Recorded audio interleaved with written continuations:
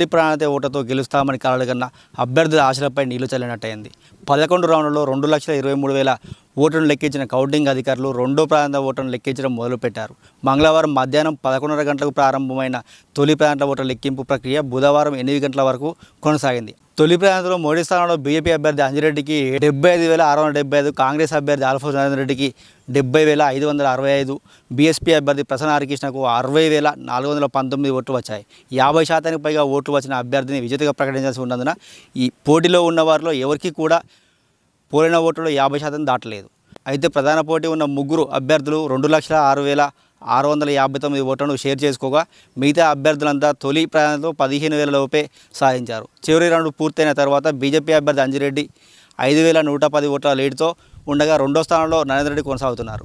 రెండో ప్రాంత ఓట్లపై గంపెడాశ పెట్టుకున్న అభ్యర్థులు తమకే లాభిస్తున్న ధీమా వ్యక్తం చేస్తున్నప్పటికీ తొలి ప్రాంత ఓట్ల ఫలితాలను గమనించిన తర్వాత ఆందోళన చెందుతున్నట్టే కనిపిస్తుంది. అతి తక్కువ ఓట్లు వచ్చిన అభ్యర్థులను ఎలిమినేట్ చేయడంతో పాటు రెండో ప్రాంత ఓట్లను లెక్కించిన తర్వాత విజేత ఎవరో తేలే అవకాశం ఉంది.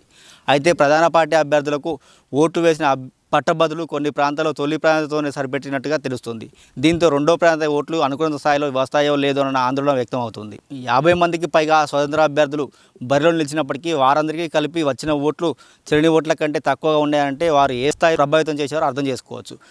మొదట గుర్తించిన తొలి చెల్లని వాటితో పాటు తొలి ప్రాంత క్రమంలో కూడా గుర్తించిన చెల్లని ఓట్లను మరోసారి పరిశీలన చేసిన తర్వాత ఆ విజేతకు అవసరమైన ఓట్లు ఎన్ని రావాలో తేల్చే అవకాశం ఉంది. 2,20,000 ఓట్లు పోయినట్టుగా గుర్తించినప్పటికీ చెల్లని ఓట్లను పరిశీలించిన తర్వాత 50% కావాల్సిన ఓట్ల లెక్కను అధికారులు తేల్చారు. కోటా ఓట్లు 1,12,672 ఓట్లు వచ్చిన అభ్యర్థి గెలవనున్నారు. మొత్తం ఓట్లు 2,23,340 ఓట్లను పరిగణలోకి తీసుకోగా 28,686 ఓట్లను చెల్లినగా నిర్ధారించారు. ప్రధానంగా పోటీ బీజేపీ కాంగ్రెస్ మధ్య సాగుతుండటంతో మూడో స్థానంలో ఉన్న బీఎస్పీ అభ్యర్థి ప్రసన్న హరికృష్ణ కూడా ఎలిమినేట్ చేసే అవకాశాలు ప్రస్తుతం మెండుగా ఉన్నాయి. 1,11,000 పైచిలకు ఓట్లు వచ్చిన అభ్యర్థిని విజేతగా ప్రకటించాల్సి ఉండడంతో రెండో ప్రాంత ఓట్లతో ఎవరు మండలిలో అడుగు పెడతారని ఉత్కంఠ నెలకొంది. తొలి ప్రాధాన్యతతో మొదటి స్థానంలో బీజేపీ అభ్యర్థి అంజిరెడ్డికి 75,675, కాంగ్రెస్ అభ్యర్థి ఆల్ఫోన్స్ రెడ్డికి 70,565, బీఎస్పీ అభ్యర్థి ప్రసన్న హరికృష్ణకు 60,419 ఓట్లు వచ్చాయి. 50% పైగా ఓట్లు వచ్చిన అభ్యర్థిని విజేతగా ప్రకటించాల్సి ఉన్నందున పోటీలో ఉన్న వారిలో ఎవరికి కూడా పోయిన ఓట్లు 50% దాటలేదు. అయితే ఎమ్మెల్సీ ఎన్నికలో ఎలిమినేషన్ రౌండ్ రెండో ప్రాంత ఓట్ల లెక్కింపు ప్రక్రియ అంటే ఏంటి? సాధారణ ఎన్నికల లెక్కింపుకు ఎమ్మెల్సీ ఎన్నికల కౌంటింగ్ తేడా ఏంటి? లీడ్ వచ్చిన ప్రథమ స్థానంలో ఉన్న అభ్యర్థిని విజేతగా ప్రకటించబడిన కారణాలు ఏంటి? ఇప్పుడు ఇదే చర్చ సర్వత్రా జరుగుతుంది.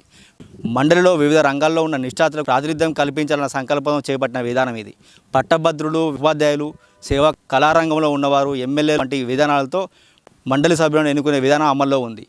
ఇందులో కళా సేవా రంగాలకు సంబంధించిన వారి పేర్లను రాష్ట్ర కేబినెట్ ఆమోదం తెలిపి గవర్నర్కు పంపినట్టయితే వారి గురించి వివరాలు సేకరించిన గవర్నర్ ఆమోదం తెలిపి తర్వాత వారిని శాసనమండలి సభ్యులుగా ప్రకటిస్తారు. ఎమ్మెల్యేల కోటాలో ఎమ్మెల్సీలను ఎన్నుకునే విధానానికి కూడా ఎన్నికలు జరుగుతాయి. ఈ ప్రక్రియలో గెలిచిన వారు మండలికి అడుగుపెట్టే అవకాశం ఉండగా టీచర్లకు సంబంధించి, పట్టభద్రులకు సంబంధించి నియోజకవర్గాల ద్వారా ఎన్నుకున్న వారికి కూడా మండలిలో చోటు దక్కుతుంది. అయితే ఉపాధ్యాయ, పట్టభద్రుడు ఎన్నుకునే విధానంలో జరిగే కౌంటింగ్ తీరు చాలా విభిన్నంగా ఉంటుంది.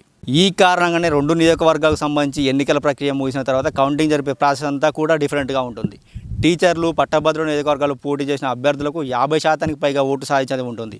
వీరికి ప్రాధాన్యత క్రమంలో ఓటు వేయాల్సి ఉంటుంది.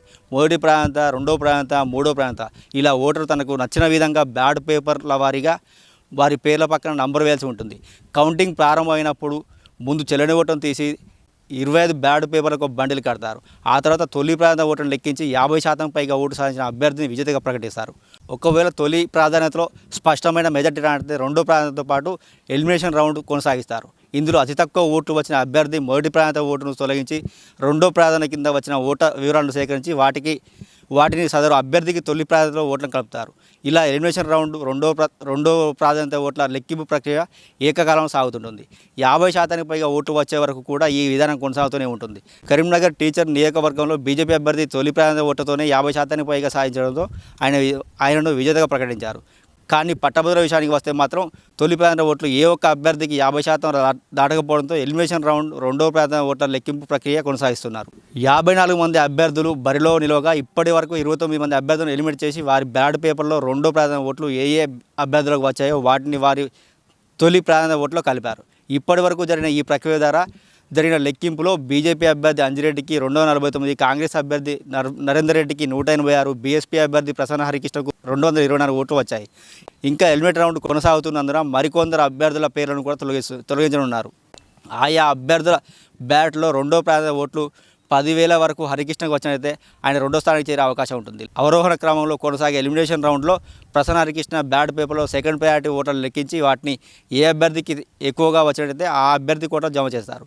అప్పటికి 50% ఓట్లు అంజిరెడ్డికి కానీ నరేందర్ రెడ్డి కానీ రానట్లయితే మూడో ప్రాంతం ఓట్లను కూడా లెక్కిస్తారు.